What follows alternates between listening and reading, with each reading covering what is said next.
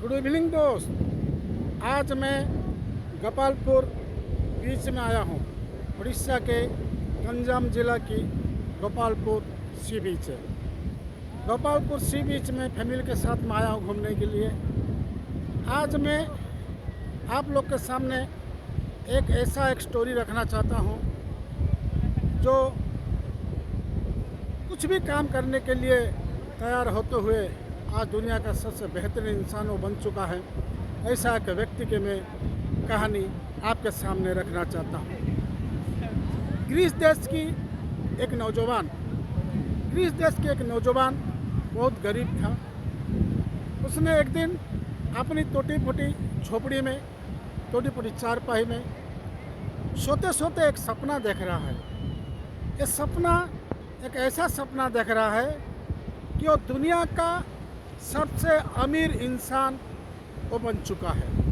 कभी हवाई जहाज़ में उड़ रहा है, कभी बुलेट ट्रेन में चल रहा है, उसके पास कई बंगला है, कई गाड़ियाँ है। ऐसा सपना देख रहा है वो बंदा। लेकिन दोस्त, सपना तो सपना ही होता है। जैसे ही उसका सपना टूटता है, आँख खोल करके देखता है कि अपनी झोपड़े के अंदर कोई टूटी फूटी चारपाई पे वो लेटा हुआ है दोस्तों। लेकिन वो सपना उसकी दिमाग में, दिल में बैठ चुका है। तो उसने अपनी झोपड़े से बाहर निकलता है, अड़ोस पड़ोस से, यारी दोस्त से, सगा संबंधी से सबसे पूछना चालू कर देता है कि मैं दुनिया का सबसे अमीर इंसान बनना चाहता हूँ, तो मैं क्या करूँ।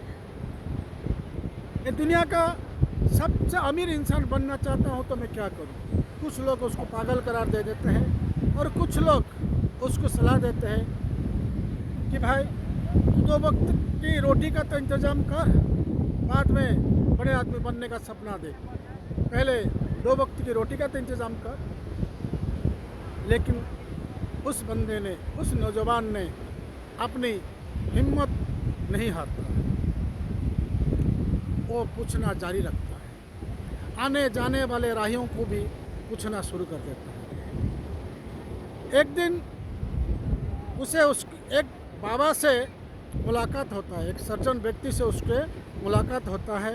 उस बाबा से वो पूछ रहा है कि बाबा, मैं दुनिया का सबसे अमीर इंसान बनना चाहता हूँ, तो मैं क्या करूँ।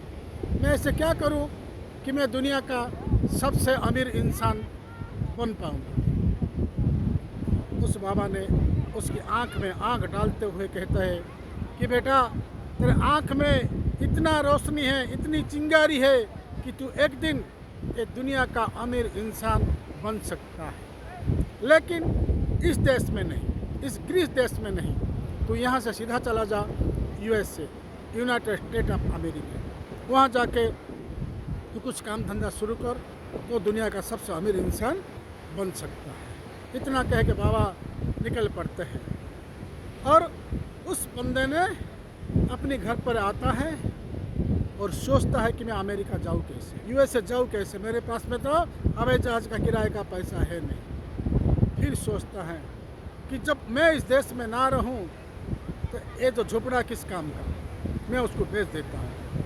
तो ये सोच के उसको झोपड़ा को बेच देता है।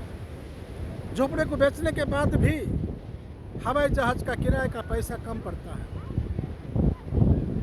तो उसने यारी दोस्त, सगा संबंधी से सबसे मदद मांगता है, गांव वालों से मदद मांगता है कि मैं ये दुनिया का सबसे अमीर इंसान बनना चाहता हूँ।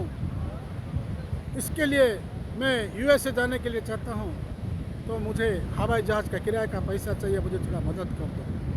तो गांव वाले तो उससे पहले से तंग आ गए थे। गांव में एक मीटिंग बैठाए, बोले अरे उसको थोड़ा मदद कर दो, कुछ चंदा करके, तो उसको यहाँ से भगा दो, क्योंकि ये तो खुद पागल हो गया है और हमारे बच्चों को भी वो पागल बना देगा, हमको भी पागल बना देगा। ये सोच करके गांव वालों ने उसको थोड़ा थोड़ा मदद कर देते हैं। जैसे उसको मदद मिल जाता है, वो हवाई जहाज़ का किराए का पैसा हो जाता है।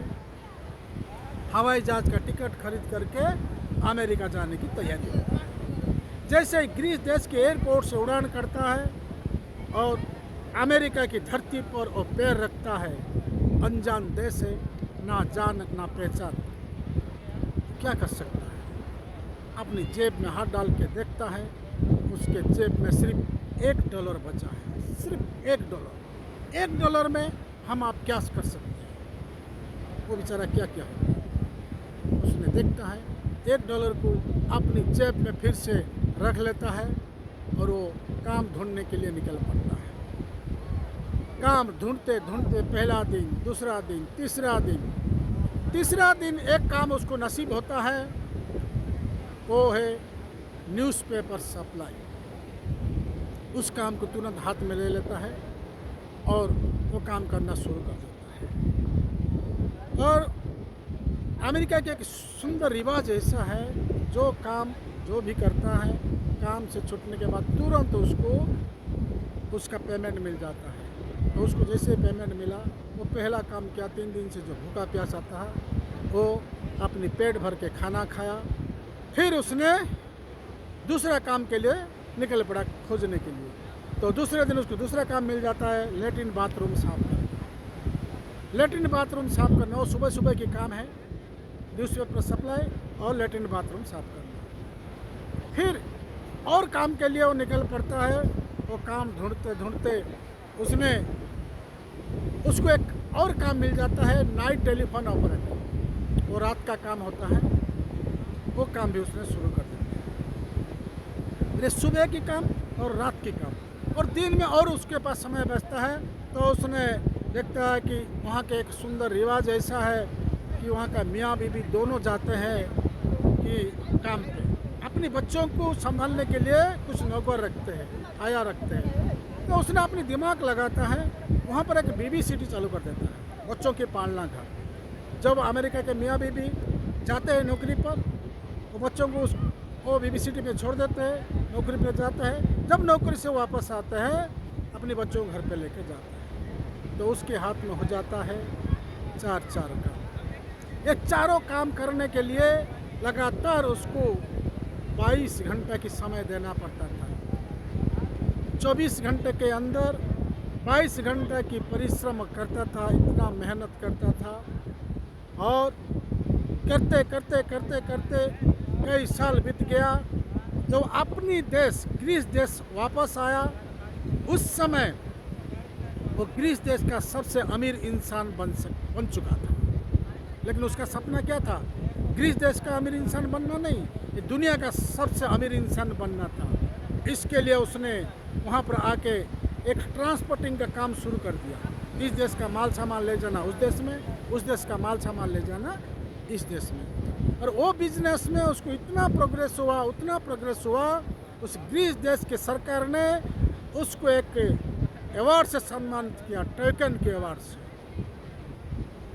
तो दोस्तों, जिस साल उसको ग्रीस देश की सरकार ने टैकन के अवार्ड से सम्मानित किया, उसी साल वो दुनिया का सबसे अमीर इंसान बन चुका था। प्रतिवर्ष हर साल अमेरिका से एक सूची प्रकट होता है, सूची निकलता है। वो है दी top 10 richest people of the world.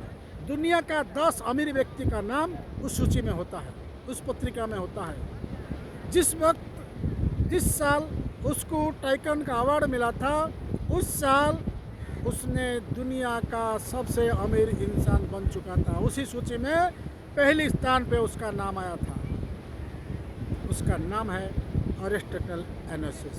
ये मेरा मनगढ़ंत की कहानी नहीं है। अरिस्टोटल ओनेसिस का तो देहांत हो चुका है।